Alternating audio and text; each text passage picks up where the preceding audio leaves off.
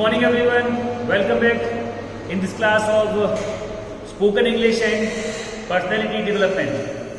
मैं हूं Vikram Sharma, national trainer of spoken English and आज मैं आपके लिए लेकर आया हूं हमारी इस क्लास में बहुत ही interesting topic that you would like so much, जो आप सभी स्टूडेंट्स को बहुत ही अच्छा लगने वाला है, बहुत ही इंटरेस्टिंग और बहुत ही प्यारा, because this today's class is all about storytelling. This is storytelling time, and in this topic today we will discuss here that how can we tell a story to someone.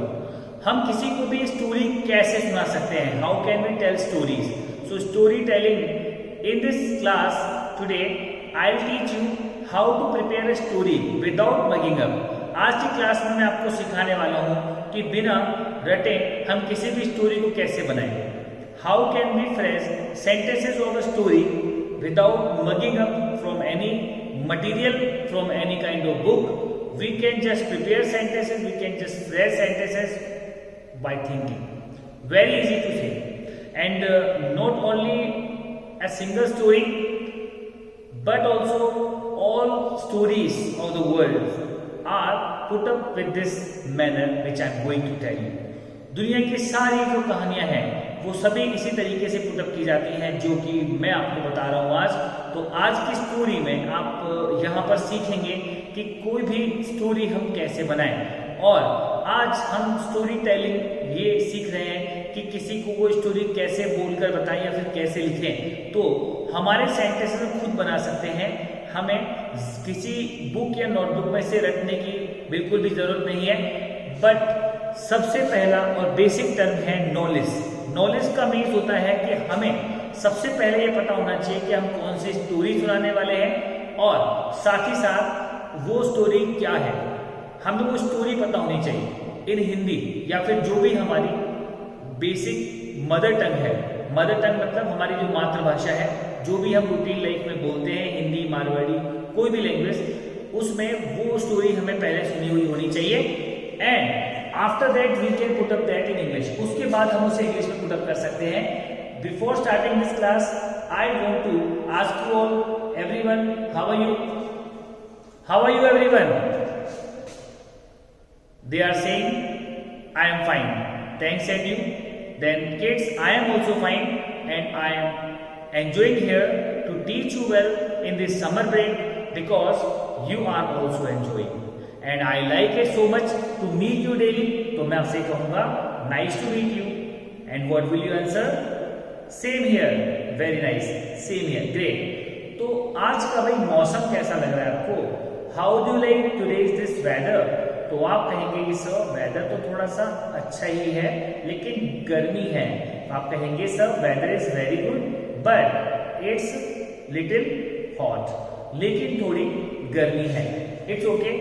As you are saying I got it, but we have to continue with the class. Before starting I am asking a informal permission. Here we go. क्या हम शुरू करें? आपने कहा bye all means. क्या कहा आपने? By all means. Yes, great. So we are starting this class now. This is the class of storytelling, and हम यहाँ पर आज सबसे पहले देखेंगे कि कोई भी स्टोरी का जो सेंटेंस स्ट्रक्चर है वो क्या होने वाला है मोस्ट ऑफ टाइम में.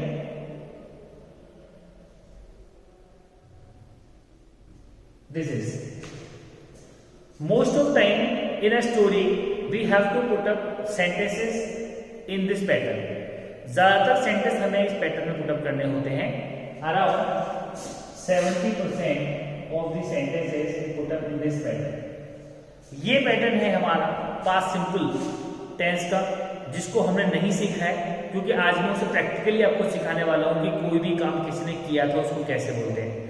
कोई भी काम किसी ने किया था, we put up the sentence in this pattern. See, this is subject means जिस भी व्यक्ति ने कोई काम किया था पास्ट में, पहले उसका नेम या फिर उसकी जगह प्रोनाउन, और उसके बाद वर्ब की लगेगी second form. You know very well each verb has 3 forms in it. हर एक वर्ब की होती है 3 फॉर्म्स. तो हम यहाँ पर जो है वर्ब की यूज करेंगे second form in a story telling, not first form and not third form, only second form, right. किसी ने भी कोई काम किया था लाइक दिस, फॉर एग्जाम्पल आपने कहा कि शेर ने चूहे को पकड़ लिया, राइट। शेर ने चूहे को पकड़ा, ये स्टोरी का एक सेंटेंस है, आप उसे बिना रट्टा मारे कैसे अपने मन से बना सकते हैं। देखिए जिसने कोई काम किया वो यहाँ, तो उसे बोलेंगे द किंग, सॉरी शेर की बात कर रहे हैं तो हम बोलेंगे the lion. What do you say? The lion, या द लायन। और पकड़ना इज कॉल्ड कैच, उसकी सेकंड फॉर्म लगाते हैं कॉट, तो हमारा सेंटेंस हुआ the lion caught the mouse, the lion caught the mouse. उस शेर ने उस चूहे को पकड़ लिया जिसकी हम बात कर रहे हैं, राइट। तो अगर आप ये कहोगे कि उस व्यक्ति ने स्नैक को उठा लिया, तो आप बोलेंगे the man picked up the snack. Picked up, pickup का मतलब होता है कोई भी चीज को उठाना, and second form is picked, तो the man picked up the snack. आप ये कहेंगे कि भालू ने पहले वाले दोस्त को देखा, तो आप कहेंगे the bear saw the first friend, the first friend, पहले वाले दोस्त। आप ये कहेंगे कि राजा ने शेर पर निशान लगाया, द किंग निशाना लगाने को बोलते हैं एम, तो आपने इसकी सेकंड फॉर्म यूज करनी है एम्ड, तो आप बोलेंगे the king aimed at the lion. Yes, उसको हम लोयन नहीं बोलते, लोयन। इफ यू आर सेइंग लोयन तो लोयन रॉन्ग है, आप उसे बोलेंगे lion, lion. What do you say? Lion, lion, lion, lion, या this is. So you are saying the king aimed at the lion, very nice, like this you can see। and now the next is, अब उसके बाद है, this is our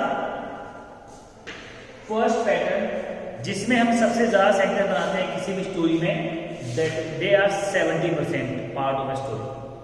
उसके बाद बाकी के 30% किस में बनते हैं भाई, वो देख लेते हैं एक बार। बाकी के 15% सेंटेंस बनते हैं इस पैटर्न में।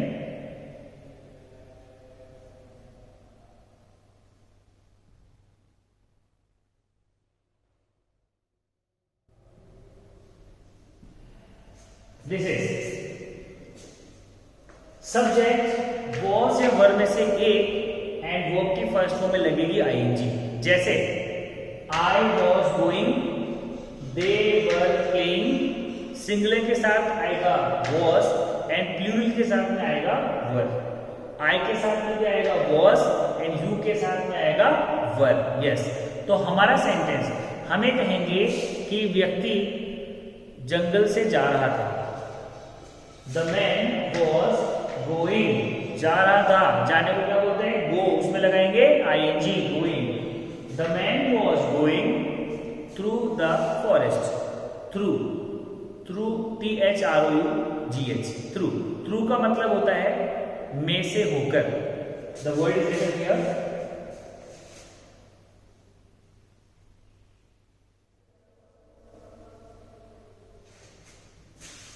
दिस इज नॉट थ्रो, ये थ्रो नहीं है भाई, इसको क्या बोलते हैं?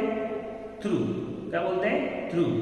थ्रू मतलब होता है में से होकर। जैसे थ्रू द फॉरेस्ट,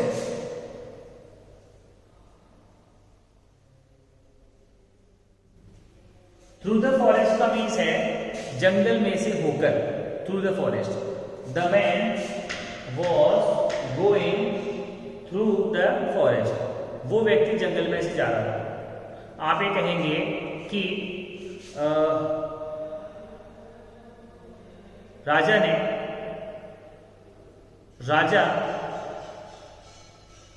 शेर के पीछे जा रहा था। The king was going after the lion, किसी के पीछे जाना, go after.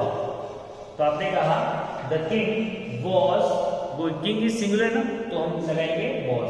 The king was going after the lion. Go after इसका मतलब है पीछे जाना, पीछा करना। नाउ यू से कि बच्चा खेल रहा था, the child was playing. Yes, आप ये कहेंगे कि किसान अपने घर में कुछ ढूंढ रहा था, द फार्मर वॉज ढूंढना। We can say also find and we can say also look for. तो यहां पे दोनों में से जो भी वर्ब यूज करेंगे उसमें लगाएंगे ING. The farmer was looking for something at his home, at his home. Farmer अपने घर में कुछ ढूंढ रहा था। अब ये बात हुई हमारी कि ये जो है पास्ट प्रोग्रेसिव, इसके 15% सेंटेंसेस ऑलमोस्ट बनाए जाते हैं। 15% sentences are depend on past progressive. Third type of sentences are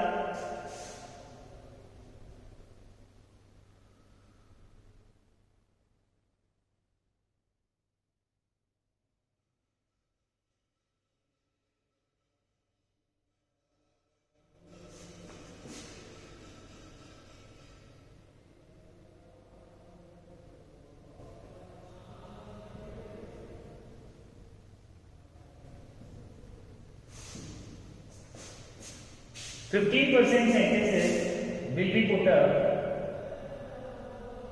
with this pattern.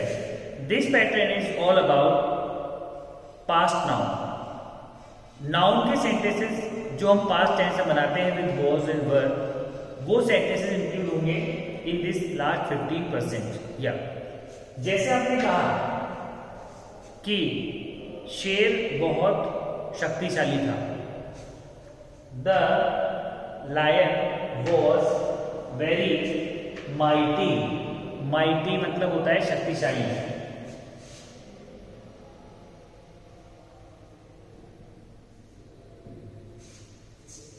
The lion was very mighty, वो शेर बहुत ही शक्तिशाली था। आपने कहा कि किसान बहुत गरीब था, the farmer was very poor. आपने कहा कि बहुत ठंड थी, इट वॉज वेरी कोल्ड। भाई देखिए, जितने भी क्लाइमेट कंडीशंस को बताने के लिए सेंटेंस बनते हैं, जैसे सर्दी, गर्मी, बरसात, तूफान, अंधेरा, उजाला, इन सारे क्लाइमेट कंडीशंस को बताने के लिए बनने वाले सेंटेंसेस हमेशा किससे शुरू होते हैं? इट से शुरू होते हैं, इट से। यस, जैसे आप ये कहेंगे कि बारिश आ रही है, तो आप कहेंगे इट्स रेनिंग। भाई मोस्ट ऑफ स्टूडेंट्स मिस्टेक क्या करते हैं? प्रेजेंट टाइम में अभी की कंडीशन बताते हैं, वेदर कंडीशंस कि भाई बारिश आ रही है, तो कुछ स्टूडेंट्स क्या बोलते हैं? Rain is coming. क्या बोलते हैं? Rain is coming. But not at all, this is not a correct sentence, क्योंकि भाई रेन जो है वो एक लिविंग थिंग नहीं है, that is a non living thing. Rain सजीव प्राणी नहीं है, निर्जीव है, दैट हैज नो लेग्स, जिसके कोई लेग्स है ही नहीं, तो उसके लिए कम और गो वर्ड का हम यूज नहीं करते। We use only the sentence will start with it and ING form in the verb. Rain का मतलब बरसात भी होता है और बरसात होना भी होता है, ये एक वर्ब भी है। तो रेन में लगाया आईएनजी, रेनिंग मतलब बारिश हो रही है, इट्स। अब हम किसी भी चीज के लिए बताएंगे जो क्लाइमेट कंडीशन है, तो सेंटेंस इट से स्टार्ट होगा। जैसे आपने कहा कि सर ठंड है, तो आपने कहा sir it's cold, it's cold, और गर्मी है तो इट्स हॉट। Very nice. अब आते हैं अगले सेंटेंस पर। Now we are talking about the next sentence. The next sentence, if you are saying that कि उस गांव में एक तालाब था। कोई भी चीज कहीं पर भी थी, ये सेंटेंस में बनाएंगे पास्ट नाउन। कैसे, how can you put up? Sentence को हम स्टार्ट करेंगे देयर से, दिस वर्ड देयर। कोई भी चीज कहीं पर भी है या फिर कहीं पर भी थी, उसे बताने के लिए हमारे सेंटेंस की जो शुरुआत होगी वो होगी देयर से। नाउ इफ वी से कि उस गांव में एक तालाब था, कोई स्टोरी बोल रहे हैं, उस स्टोरी के अंदर हम सेंटेंस बता रहे हैं कि उस गांव में एक तालाब था, तो हमारा सेंटेंस क्या होगा? इन प्लेस ऑफ सब्जेक्ट हम लगाएंगे देयर। अब तालाब सिंगुलर है कि प्लूरल है? सिंगुलर है। और तालाब को बोलते क्या है? पॉन्ड। क्या बोलते हैं? पॉन्ड। यस। तो अब सेंटेंस बनेगा हमारा देयर वॉज, नॉन एक्शन क्या है? A pond. There was a pond in the village. In the village, कि भाई जो पॉन्ड है वो तो विलेज में ही होता है, नॉट इन सिटीज। या because in cities there is no so much space for pond. या अब आते हैं, आपने कहा कि मेरे घर पर एक नीम का पेड़ था। आप कोई पास्ट स्टोरी, रियल इंसिडेंट्स बता रहे हैं। आप ये कहेंगे कि मेरे घर पर एक नीम का पेड़ था, तो आपका सेंटेंस क्या होगा? There was a neem tree at my home. There was a neem tree at my home, like this we can see. तो हमारे पास है 3 categories of the sentences, first, second and third. We can divide sentences of a story in these 3 parts, first, second, third. तो सबसे ज्यादा important है जो मैं सबसे ऊपर लिखा 70% पार्ट को कवर करता है किसी भी स्टोरी। और सेकंड में मैंने बताया आपको पास्ट प्रोग्रेसिव, जो जिसको हम पास्ट कंटिन्यूअस भी बोल सकते हैं, ये 15% पार्ट ऑफ स्टोरी को कवर करता है। And third one is that this is 15% of a story. सब जो भी है, कोई भी पास्ट में कोई नाउन थी, पास्ट में कोई नॉन एक्शन था, उसे बताने के लिए हम यूज करते हैं sentence phrase. Okay, now after this all, as you are thinking कि सर ये तो बात हुई कि हम कोई भी स्टोरी की सेंटेंसेस आके बनाएंगे कैसे, लेकिन क्या कोई प्रैक्टिकल एग्जांपल हम यहाँ पर ले सकते हैं? Can we take a practical example of some story telling? तो आज की डेट में मैं सोच रहा हूँ कि क्यों ना आपको एक स्टोरी के कुछ सेंटेंस बनाकर बताया जाए जो कि हमारे लिए होंगे हेल्पफुल, और वो उस तरह से आप भी मैनी मोर सेंटेंसेस और मैनी मोर स्टोरीज आप बना सकते हैं। तो हम यहाँ पर एक स्टोरी लेते हैं किड्स, और ये सब आपने मेंशन किया होगा। I think this is very easy and you must have written this all. तो अब यहाँ पर हम बात करने वाले हैं स्टोरी के बारे में, और वो स्टोरी है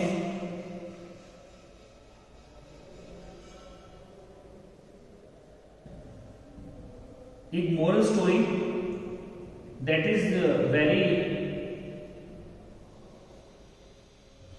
इंपॉर्टेंट फॉर एवरी किड, जो कि हर एक बच्चे के लिए बहुत ही इंपॉर्टेंट है, क्योंकि इससे हमें बहुत लर्निंग मिलती है। रैबिट एंड टोरटोइज, मैंने भी अपनी चाइल्डहुड डेज में इस स्टोरी को रीड किया, तो मुझे भी बहुत अच्छी लर्निंग इससे मिली, and it help me in my whole life, and you also may learn from it the moral from the story. इस स्टोरी से आप शिक्षा गेन कर सकते हैं, वो आपके बारे में जो आपको पता होगा, लास्ट में हम डेफिनेटली इस बारे में बात करेंगे। बट फर्स्ट ऑफ ऑल हम यहाँ पे बात कर रहे हैं रैबिट एंड टोरटोइज की स्टोरी में। एक्चुअली में शुरुआत कहाँ से होगी भाई? इसमें एक रैबिट है, एक टोरटोइज है। हम शुरुआत करेंगे, मैंने बताया था पहले हमें स्टोरी पता होनी चाहिए, और तभी हम उसके सेंटेंसेस बना सकते हैं। 1 बाय 1 सेंटेंस हम उसके पुट अप करेंगे। फर्स्ट सेंटेंस है, हम बताना चाह रहे हैं कि एक बार एक जंगल में एक रैबिट एक टोरटोइज था। अब ये सेंटेंस हमें पता है सभी को, आपको भी पता है, इसे इंग्लिश में कैसे बोलेंगे ये हमें आना चाहिए, तो आप ट्राई कीजिए। And I am also telling you, मैंने आपको कहा कि एक बार एक रैबिट था और एक टोरटोइज था जंगल में, ठीक है?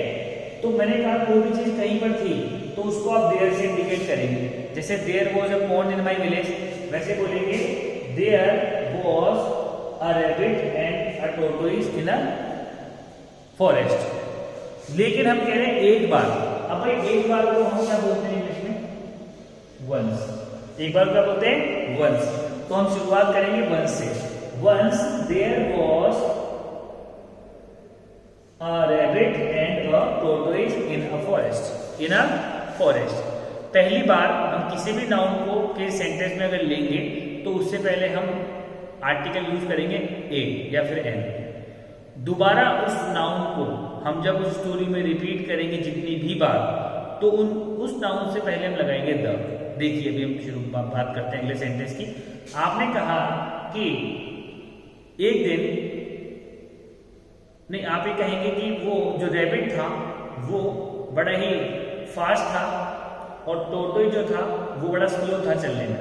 ठीक है, तो आप बोल सकते हैं द रैबिट। अब देखिए दोबारा से रैबिट यूज कर रहे हैं तो उससे पहले हम द लगा रहे हैं, एन लगा रहे हैं। The rabbit was very fast in running but the tortoise was very slow.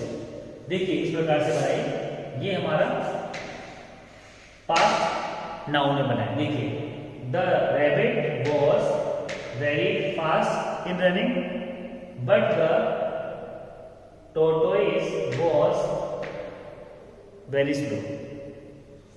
अब अगला सेंटेंस कि एक दिन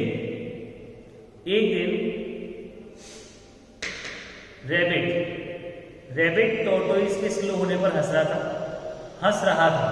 तो देखिए इस प्रकार से जो भी कोई काम कर रहा था दैट इज पास्ट प्रोग्रेसिव। आपने कहा one day the rabbit was laughing at the tortoise because he was very slow. तो टोटोइज ने रैबिट को चैलेंज कर दिया रेस के लिए कि भाई चलो ठीक है, आप मुझ पे हंस रहे हो, मैं इतना स्लो हूं तो मैं तो आपको हरा सकता हूं, चलो रेस करते हैं, लेट्स स्टार्ट द रेस। तो फिर चैलेंज कर दिया गया। आप कहेंगे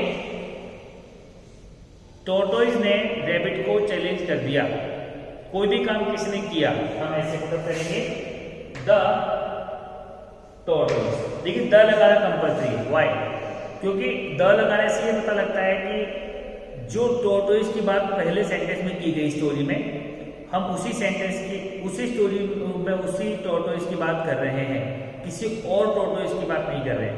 अगर हम ए लगाएंगे बाद में भी तो उससे पता लगेगा कि हम किसी और टोटोइज की बात कर रहे हैं, उसकी बात नहीं कर रहे जो फर्स्ट सेंटेंस में आया था। राइट? अब जैसे आपने कहा कि उस टोटोइज ने, तो उस टोटोइज को क्या बोलेंगे? The tortoise. The tortoise challenged second form, challenge की second form challenged ED. The tortoise challenged the rabbit for a race. For a race. Race को आप जानते हैं, रेस दौड़ना, एक running competition that is called race. तो the tortoise challenge the rabbit for a race. आप ही कहेंगे कि सर ये तो हंसने की बात हुई। डेफिनेटली इस बात को सुनकर रैबिट उसने हंसने लगा। The rabbit started laughing by listening this all. ये बात सुनकर रैबिट जो है उसने हंसने लगा and he accepted the challenge.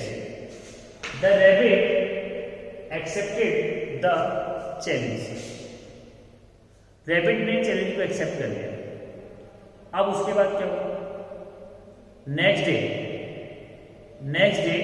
They started the race.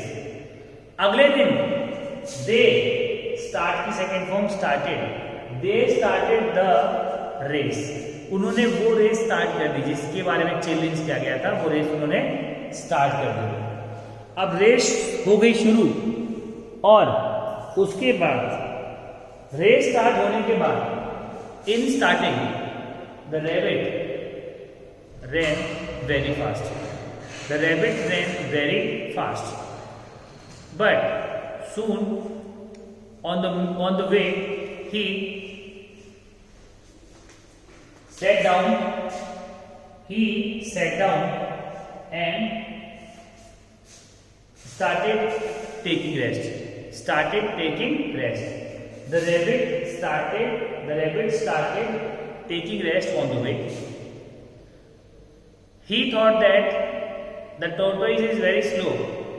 How can he cross me in the race, then I should take some rest, तो मुझे कुछ रेस्ट कर लेना चाहिए।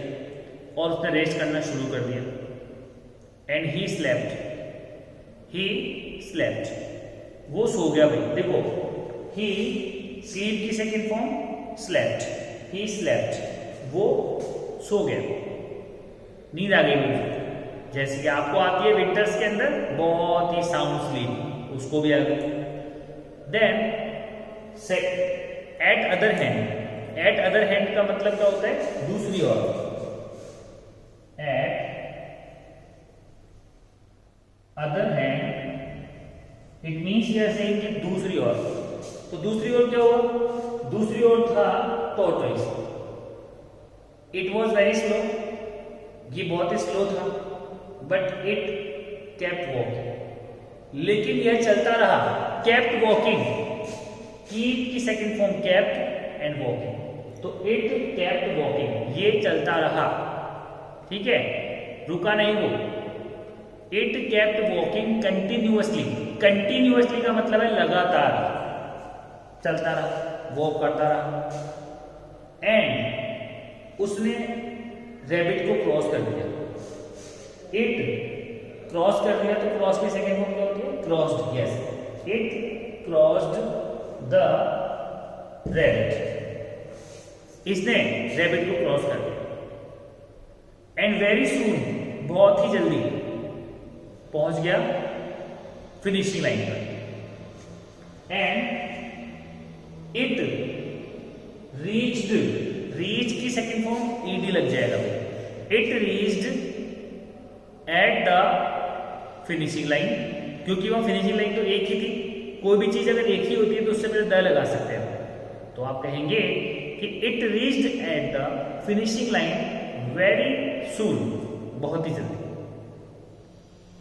And the rabbit kept sleeping, और वो रैबिट सोता ही रहा। At last the rabbit woke up, rabbit जागा।